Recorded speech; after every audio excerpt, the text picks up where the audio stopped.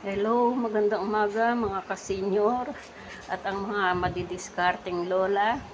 Samahan niyo ulit akong magluto ngayon ng chop suey. Manok ang sahog. Hindi ko ilalagay lahat yan, babawasan ko. Maglulugaw ako.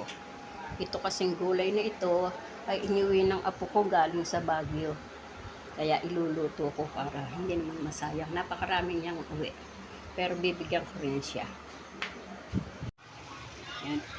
Ginisa ko na ang chicken at sasangkutsahin muna natin siyang mabuti bago natin ilagay ang mga gulay para may lasa ang laman ng chicken. Yan. Ayan, ilagay na natin ang last na gulay na ang panghuli dahil siya ay madaling malabog.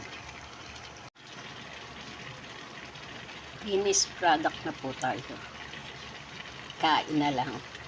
Kain na na. Thanks for watching.